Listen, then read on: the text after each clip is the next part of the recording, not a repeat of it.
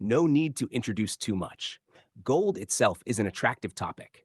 Who doesn't like gold? To the point that all the most precious things in the world are compared to it, such as the saying, time is gold. In addition to being widely used in jewelry, gold is also a defensive investment channel chosen by many people. During the Golden Age, gold was used as currency in many countries and played an important role in regulating the macroeconomy. So, why is gold rare and become an important indicator in evaluating the health of an economy? Let's explore the history of gold in the economy through the video below. Why is gold rare? First, let's explore the physical and chemical properties of gold. Gold is the softest metal, which can easily be bent into many shapes, durable, and does not oxidize or corrode, even when exposed to strong acids. Under normal conditions, especially the density of gold, it is much larger compared to other metals, so it's not hard to recognize if someone deliberately mixes impurities to make fake gold, as the real and fake weights will be clearly different. Gold's melting point is 1064.18 degrees Celsius, showing that this metal is extremely durable and hard to deform under normal conditions. Why is gold highly regarded in many fields such as jewelry, medicine, technology, art, and at the same time widely recognized by economies around the world? Moreover, gold is precious due to its rarity. According to scientists, our Earth contains about 6 times 10 raised to the 13th tons of gold, or exactly 60,000 trillion tons. However, throughout human history, only about 200,000 tons of gold has been mined. The reason is that most gold lies deep under the oceans or buried very deep in the earth, making its extraction extremely costly. You know, according to philosophy, the rarer something is and the more labor intensive it is to create, the more valuable it becomes. But wait, humans even created diamonds in 1953, so why hasn't anyone figured out how to create gold? Producing gold, of course, theoretically. Scientists know how to produce artificial gold by using nuclear reactions to add or subtract protons in other common metals to transform them into gold. Specifically, a gold atom has 79 protons, while mercury has 80 protons. Scientists hope that they can use nuclear reactions to remove one proton, turning mercury into gold. However, the cost of operating these nuclear reactions can be as expensive as extracting gold from mines. Therefore, producing artificial gold is not feasible, and this metal still retains its valuable status over time. In the economy, gold has been used as currency since ancient times. In China, during the Qin dynasty, people minted gold into coins for trade and commerce. This means that from ancient times, humans recognized and acknowledged the intrinsic value of gold, and therefore trusted it as a tool to reflect the value of labor. In the 19th century, the gold standard system was established, setting a common benchmark in the global economy.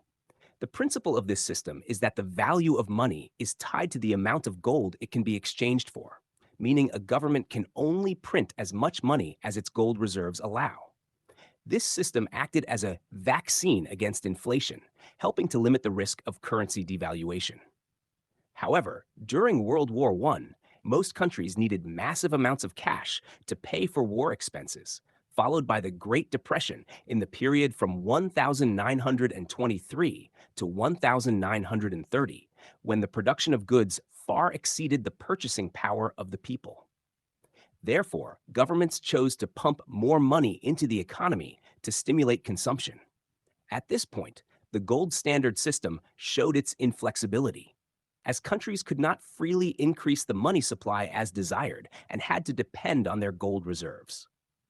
Finally, in 1971, US President Richard Nixon decided to completely end the gold standard system and switch to a fiat currency system, which is known as the closing of the gold window.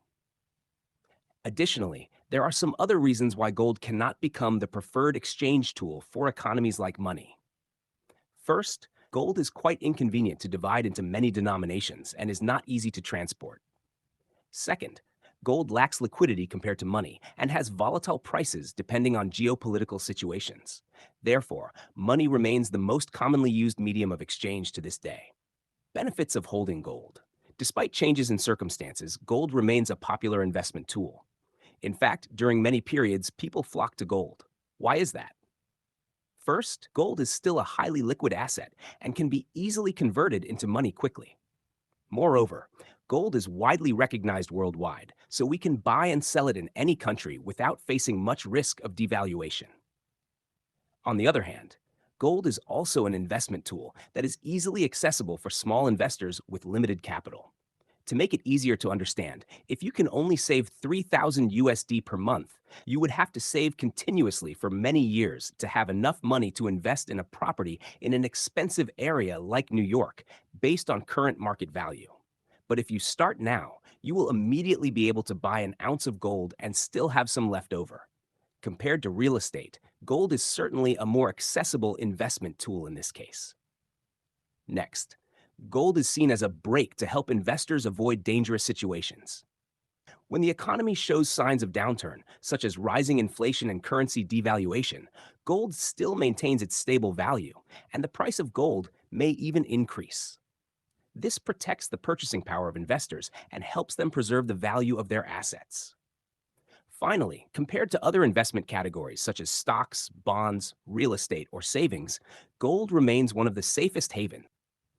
Why is the increase in gold prices a sign of economic instability? The brake is not a tool used when someone wants to accelerate, but is typically used in dangerous situations. Although gold is a safe investment tool, it doesn't provide much momentum for economic growth. In some situations, holding on to gold for long periods can cause capital flow into business activities to shrink, limiting the growth of other sectors. You may have heard about billionaires who became wealthy overnight from stocks, but it's rare for anyone to suddenly become a billionaire just from gold. Therefore, gold doesn't play a major role in boosting the economy. According to economists, a continuous rise in gold prices could be a bad omen. The reason is that gold prices are often directly proportional to geopolitical risk. As mentioned, gold prices are highly sensitive to political tensions and instability in the global monetary system. For example, in 2024, after Russian President Vladimir Putin met with Chinese President Xi Jinping, and the two sides pledged cooperation in facing pressure from the United States, gold prices surged to 2,450 USD per ounce, an increase of more than 25% from the peak in October of the previous year. Similarly, when Israel conflicted with Hamas in the Gaza Strip, and later, the U.S. imposed trade sanctions on Russia during the conflict with Ukraine, gold prices also surged. Western countries and the U.S. simultaneously banned major Russian banks from accessing the global SWIFT payment system, making it difficult for Russia to conduct international financial transactions. To reduce dependence on the U.S. dollar, the Russian government increased its gold purchases. In the first 3 months of 2022, the Russian central bank bought about 100 tons of gold, bringing its total reserves to 2,300 tons, worth about 140 billion USD. Similarly, China bought 225 tons of gold in 2023 and continued to buy another 22 tons in the first 2 months of 2024 to strengthen its foreign exchange reserves and deal with U.S. sanctions.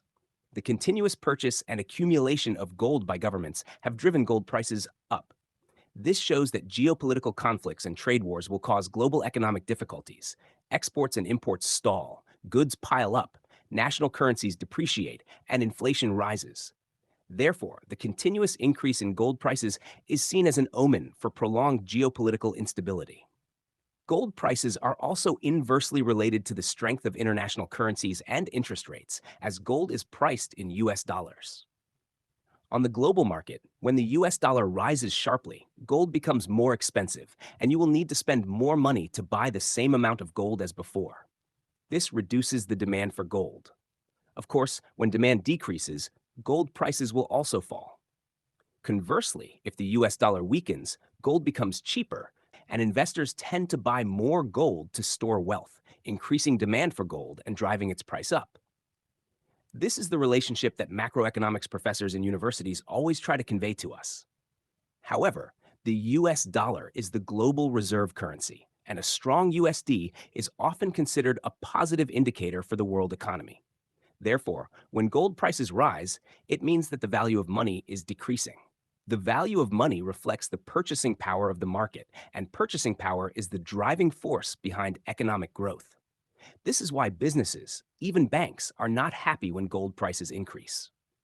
Similarly, interest rates are also inversely related to gold prices. In other words, interest rates affect the opportunity cost of holding gold.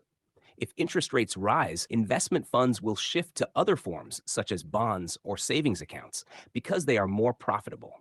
Conversely, when interest rates decrease and the value of money falls accordingly, gold accumulation becomes a popular choice for many people. This is why, when gold prices rise continuously, people understand that money is losing value and inflation may rise sharply. At this point, governments will need to intervene to regulate gold prices to a reasonable level. Some methods commonly used to control a sharp rise in gold prices include raising interest rates, injecting more gold into the market, and tightening the management of gold trading activities.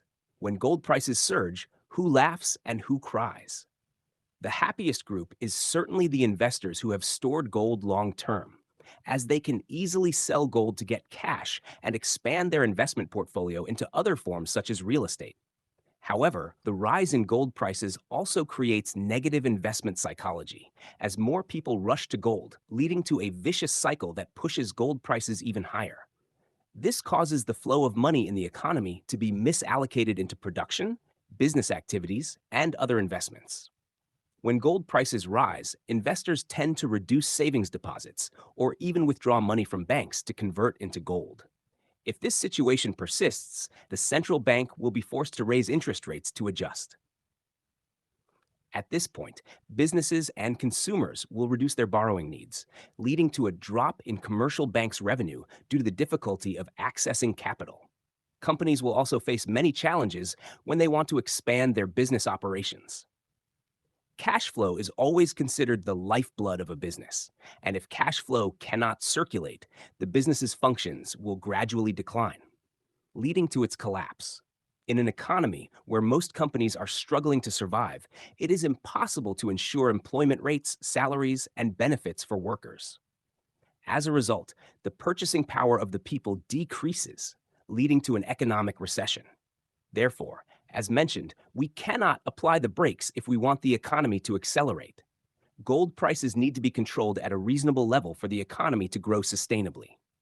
If you find this video helpful, don't forget to hit the subscribe button and turn on the notification bell so you won't miss any content.